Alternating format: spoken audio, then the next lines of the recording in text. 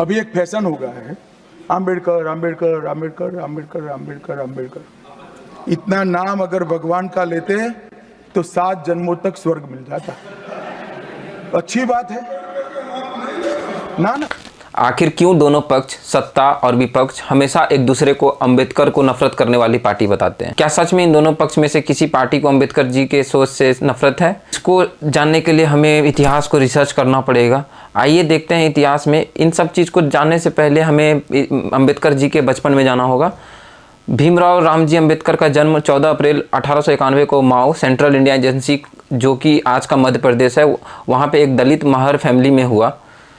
अब ये दलित शब्द जो है वो खुद में ही एक हिस्ट्री है। इस शब्द का अर्थ है टूटा हुआ, जो कि 1880 के अंत में एक मराठी सोशल रिफॉर्मर जिनका नाम था ज्योतिराव फुले, उन्होंने दिया था, क्योंकि वो समझते थे कि दलित जो है वो हिंदुइज्म के चारों वर्णों से टूट चुके थे, वो चारों वर्णों में आते ही नहीं थे। दलित को कई जगहों पे हरिजन भी बोला जाता है। हालांकि हरिजन का अर्थ होता है वो जो हरि का पूजा करे और उन्हें माने, लेकिन बाबा साहब बचपन से ही इसके जस्ट विपरीत ही देखते थे। उन्होंने देखा कि दलित जो है वो उनको अनटचेबल कंसीडर किया जाता था और समाज में उन्हें नीचा दिखाया जाता था। वो मानते थे कि ये सारी चीज़ें 400 ईस्वी में जब ब्राह्मणिज्म और बुद्धिज़्म के बीच में सुप्रीमेसी की लड़ाई हुई, उसी के कारण ये जा कर के ये दलित वगैरह ये सब जो है ये सब बन गए। मैं बता देना चाहता हूँ, दलित जो है वो शेड्यूल कास्ट के अंदर आते हैं। इसको हम आगे बात करेंगे। फिलहाल जब अंबेडकर जब थोड़े बड़े हुए तभी से ही उन्होंने भेदभाव और ये छुआछूत महसूस करना स्टार्ट कर दिया था। जब वो स्कूल जाते थे तो उन्हें अछूत बोलकर अलग बैठाया जाता था और पानी तक नहीं दिया जाता था। यहीं से उनके अंदर का रिवॉल्ट उभरा और ये सारी बातें उन्होंने अपने ऑटोबायोग्राफी वेटिंग फॉर वीज़ा में लिखा है।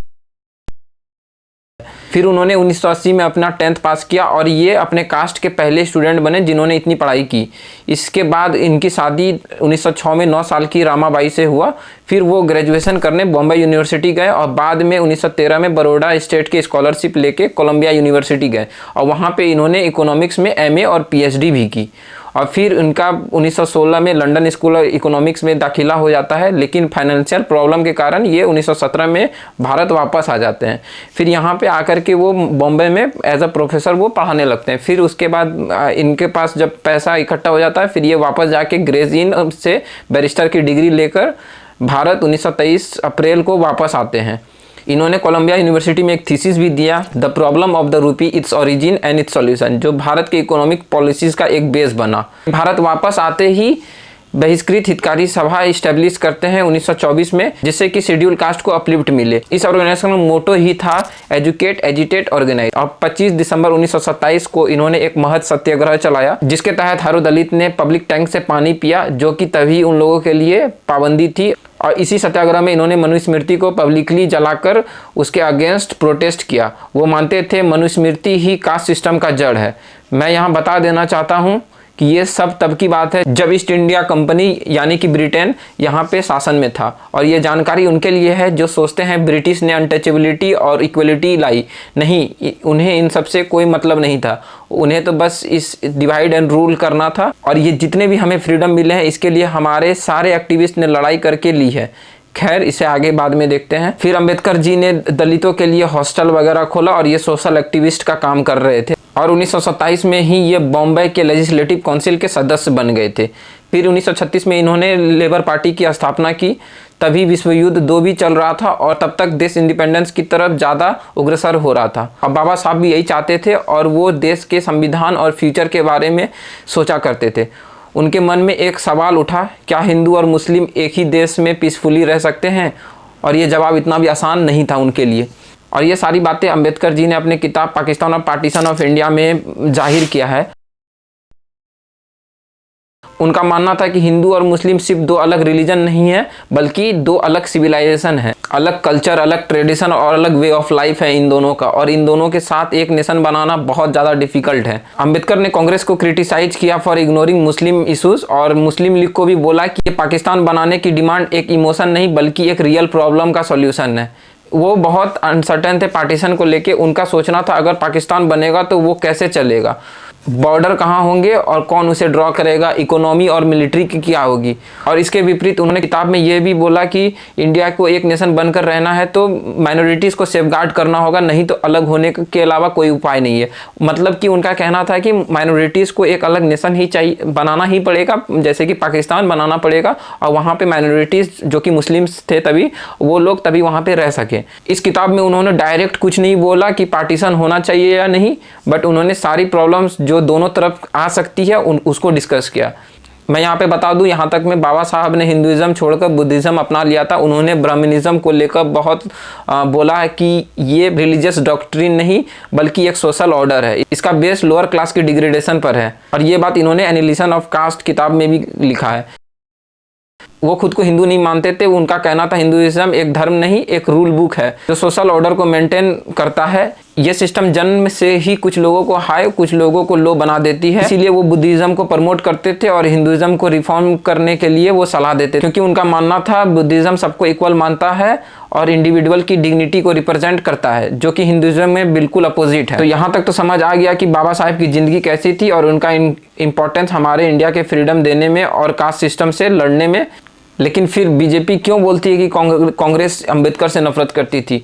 सबसे पहले समझना जरूरी है कि नेहरू और अंबेडकर की आइडियोलॉजी बिल्कुल अलग थी। नेहरू एक प्रिविलेज्ड बैकग्राउंड से आए थे, एक इलीट और अंग्रेजों के एजुकेशन के साथ वो पले बड़े। वहीं अंबेडकर एक दलित फैमिली से थे, उन्होंने कास्ट बेस्ड ऑपरेशन को खुद एक्सपीरियंस किया था। ये दोनों काम तो एक ही गोल के लिए कर रहे थे, एक स्ट्रॉन्ग और यूनाइटेड इंडिया पर उनका अप्रोच बिल्कुल अलग था एक दूसरे से।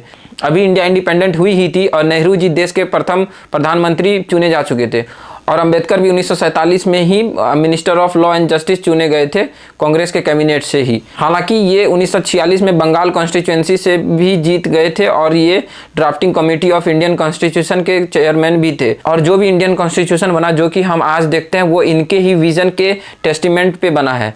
फिर इसके बाद 25 नवंबर 1949 को अंबेडकर जी ने कॉन्स्टिट्यूएंट असेंबली में कॉन्स्टिट्यूशन ऑफ इंडिया को लाने की पहल रखी और ये 26 नवंबर को कॉन्स्टिट्यूशन को अडॉप्ट भी कर लिया गया, जो कि आगे चल के 26 जनवरी को लागू भी हुआ, जिसे कि हम republic day as a republic day हम लोग अभी भी मनाते हैं। लेकिन यहाँ भी अंबेडकर जी ने कहा 26 जनवरी को इंडिया पॉलिटिकली तो इक्वल हो जाएगी but still social and economic life में इनइक्वलिटी रहेगी। अब नेहरू जी सोशलिस्ट आइडियल को सपोर्ट करते थे और उनका फोकस ज़्यादातर इंडस्ट्रियलाइजेशन और इंटरनेशनल रिलेशन पे रहता था, पर अंबेडकर जी की प्रायोरिटी थी सोशल जस्टिस और कास्ट सिस्टम को मेंटेन करना।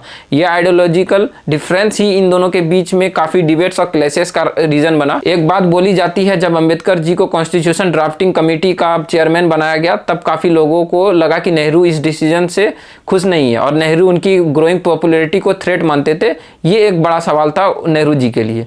अंबेडकर हमेशा कहा करते थे कि कांग्रेस अपर कास्ट इंटरेस्ट को ज़्यादा रिप्रेजेंट करती है और दलित के लिए कुछ कंक्रीट नहीं करती। ये जो अनबन है ये इन दोनों में चलती रही और 1951 में अंबेडकर जी ने रिजाइन दे दिया और अपने रेजिग्नेशन में लिखा था, मुझे लगा कि मैं एक सामाजिक रिफॉर्मर के साथ काम कर रहा हूँ पर यहाँ तो सिर्फ पॉलिटिकल कॉम्प्रोमाइज ही हो रहा है। ये सारी चीज़ें एक कॉन्फ्लिक्ट के कारण हुई, जो कि अंबेडकर जी ने हिंदू कोड बिल को लाया और वहाँ पे नेहरू जी और कांग्रेस जो है इस बिल पे डिसएग्रीमेंट दिखाते हैं। नेहरू जी ने पार्लियामेंट में कहा हिंदू कोड बिल एक कॉम्प्लेक्स इशू है और इसमें सबका साथ लेकर चलना जरूरी है। खैर जो भी हो, मेरा तो मानना है चाहे दोनों के बीच कितनी भी डिफरेंसेस रही हो, दोनों का कंट्रीब्यूशन भारत के डेवलपमेंट के लिए इनवैल्यूएबल है। नेहरू एक मॉडर्न इंडिया के आर्किटेक्ट थे और अंबेडकर एक इक्वल इंडिया के। अब आते हैं विपक्ष पार्टियों पर।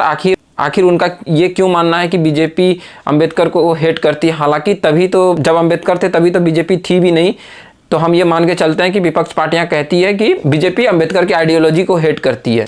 हालांकि बीजेपी सत्ता में आने के बाद अंबेडकर का नाम पे बहुत सारा कैंपेन भी चलाया है और उन्होंने उनकी आइडियोलॉजी को बहुत ज़्यादा प्रचार भी किया और उनकी मूर्ति को भी काफ़ी जगहों पे स्थापित भी किया है। लेकिन बीजेपी जो कि आरएसएस की आइडियोलॉजी को बहुत ज़्यादा मानती है, यहीं पर जाकर के बीजेपी और अंबेडकर की आइडियोलॉजी में फ़र्क नज़र आने लग जाता है। बीजेपी हिंदुत्व को लेकर चलती है और उनका मानना है कि ये कास्ट सिस्टम ये सब हटा करके सबको एक दूसरे को हिंदू ही समझे। मैं बता देना चाहता हूँ, इनके ही गवर्नमेंट के टाइम में पहली बार कोई ही शेड्यूल कास्ट प्रेसिडेंट बने थे, जो कि हमारे ऑनरेबल रामनाथ कोविंद जी थे। और अभी भी ऑनरेबल श्रीमती द्रौपदी मुर्मू जी प्रेसिडेंट है, जो कि शेड्यूल ट्राइब को बिलोंग करती है। इसी को दिखा करके बीजेपी ये प्रचार करना चाहती है कि ये किसी एक कास्ट की नहीं, ये बिल्कुल ये पूरे हिंदू समाज को लेके ही चलती है। लेकिन यही आइडियोलॉजी अंबेडकर की आइडियोलॉजी से बिल्कुल अलग है। अंबेडकर मानते थे हिंदुइज्म कभी भी कास्ट सिस्टम एबॉलिश कर ही नहीं सकता। उनका मानना था हिंदुइज्म का बेस ही है जिसमें कि लोअर कास्ट को नीचा दिखा करके अपर कास्ट को सुपीरियर दिखाया जाए। इसमें उन्होंने बोला भी है, I was born Hindu but I will not die as a Hindu. लेकिन बीजेपी अपने पॉलिटिकल कैंपेन में अंबेडकर जी की फिलॉसफीज को बहुत आगे रखती है। जैसे कि 2015 में अरुण जेटली साहब ने कहा था, डॉक्टर अंबेडकर का भारत के डेमोक्रेसी और कॉन्स्टिट्यूशन में कंट्रीब्यूशन जो है वो अनमैच्ड है। पर क्या बीजेपी का काम उनके आइडियल्स के साथ अलाइन करती है? जैसे कि रिसेंटली इस वीडियो में अमित शाह बोल रहे हैं, अंबेडकर एक फैशन बन गया है आजकल, और इतनी बार अगर भगवान का नाम लिया जाए तो उन्हें स्वर्ग महसूस होगी। तो अंबेडकर जी भी दलितों के भगवान ही है। अपोजिशन का मानना है कि जो भगवान अमित शाह मानते हैं, कोई जरूरी तो नहीं कि सारा देश उसी को भगवान माने और उसी भगवान का नाम जप करता रहे। तो अभी फिलहाल इसी पे बहस छिड़ी हुई है और अपोजिशन इसी बात पे बीजेपी से माफ़ी और अमित शाह से रेजिग्नेशन मांगना चाहता है। हालांकि इस स्पीच में उन्होंने बोला कि कांग्रेस अंबेडकर के नक्शे कदम पे भी नहीं चली है हिस्ट्री में। देखिए, बीजेपी कांग्रेस को हमेशा उनके पास्ट में किए गए काम पे लेकर बोलती है कि जब वो गवर्नमेंट में थे तभी अंबेडकर से नेहरू और गांधी जी की नहीं बनती थी। और इसके अपोजिशन में कांग्रेस बीजेपी को प्रेजेंट में लेके बोलती है। जैसे कि 2018 के बाद की बात है, सुप्रीम कोर्ट ने एक वर्डिक्ट दिया था जिसके तहत SC/ST एक्ट के डाइल्यूट करने को बोला गया था, जिसके प्रोटेस्ट में दलित समाज गुस्सा होकर बड़े जोर शोर से प्रोटेस्ट किए थे। और नियर बाय इलेक्शन भी था 2019 में, तो इसको लेकर दलित और ST समाज बीजेपी गवर्नमेंट को दोष दे रहे थे कि ये बीजेपी गवर्नमेंट में ही ये सब हो रहा है। हालांकि बाद में बीजेपी ने कोर्ट को ये रिकंसिडर करने के लिए अपील किया और ये बिल को वापस लिया गया।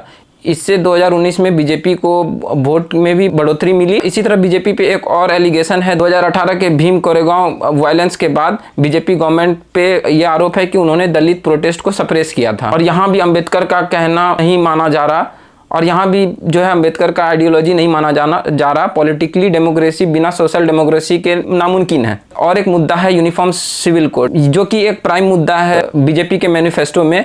और यहाँ पे अंबेडकर और बीजेपी दोनों के व्यूज़ अलग है। अंबेडकर का मानना था कि रिलीजन और स्टेट को सेपरेट रखना चाहिए, लेकिन बीजेपी के हिंदुत्व नैरेटिव में रिलीजन को ही कल्चर बना करके उसको इंटीग्रेट करके उसको आगे बढ़ाया जाता है। अंबेडकर ने कॉन्स्टिट्यूएंट असेंबली में कहा, the religion must remain a matter between the individual and conscience. देखिए, ये कहना सही नहीं होगा कि बीजेपी या कांग्रेस अंबेडकर से नफरत करती है। अंबेडकर एक प्राइम आर्किटेक्ट है इंडियन कॉन्स्टिट्यूशन को बनाने में, और उनकी आइडियोलॉजीज को सब लोग मानते हैं और बहुत लोग फॉलो करते हैं। उनकी कंट्रीब्यूशन अनमैचेबल है और अनडिस्प्यूटेबल है, और इसी कारण कोई भी पार्टी उनको खुलेआम गलत नहीं बोल सकती है। अब यहाँ पे बात आइडियोलॉजी की है तो ये बहुत पर्सनल चॉइस हो जाता है कि कोई उनके आइडियोलॉजी पे माने ना माने। जैसे कि कोई हिंदुत्व को मानता है, कोई हिंदुत्व को नहीं मानता है, ये एक पर्सनल चॉइस हो सकता है। ये एक पर्सनल चॉइस है, ये एक सोशल चॉइस नहीं है।